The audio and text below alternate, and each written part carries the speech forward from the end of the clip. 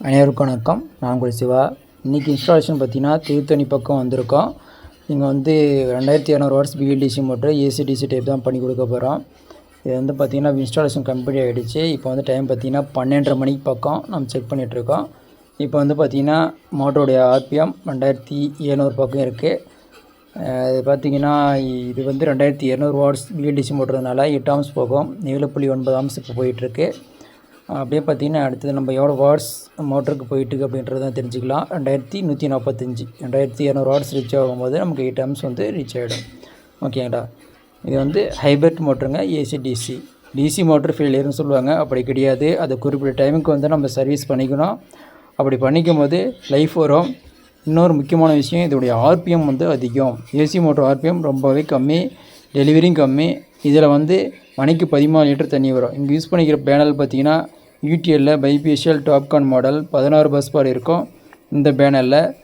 அதனால் வந்து நம்ம நல்லா பர்ஃபார்மன்ஸ் பண்ணால் யூஸ் பண்ணியிருக்கோம். யூஸ் பண்ணியிருக்கிற ஜே ஸ்ட்ரக்சருடைய பைப் பார்த்திங்கன்னா APL Apollo pipe 2.0 mm thickness. எப்போவுமே நம்ம தரத்துக்கு குறை வைக்க மாட்டோம். அதனால் போல்டு நெட் டைப் தான் பண்ணியிருப்போம்.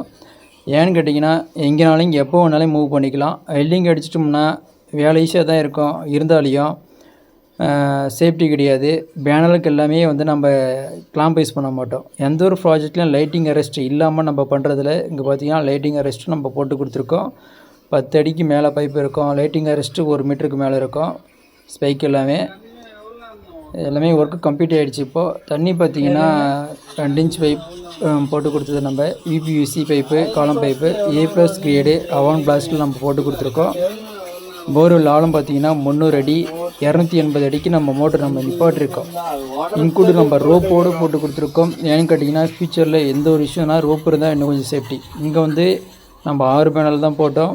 2200 வாட்ஸ் பிஎல்டிசின்றதுனால இதுவே போதுமானது. கிட்டத்தட்ட நம்ம ஏசி மோட்டரில் 5 ஹெச்பியில் எடுக்கிற தண்ணியை விட இதில் நல்லாவே வரும். குறை சொல்லிக்கிற அளவுக்கு இதில் எதுவும் கிடையாது. தண்ணி பார்த்திங்கன்னா தெரியும். 2 இன்ச் பைப்பில் எவ்வளோ தொலைவு போய் குதிச்சிட்ருக்குன்னு தெரியும் உங்களுக்கு. 280 அடியில் யூபிஎஸ்சி காலம் பைப் போட்டு நிப்பாட்டிருக்கோம். வயர் பார்த்திங்கன்னா ஃபினோலோக்ஸ் வயரு.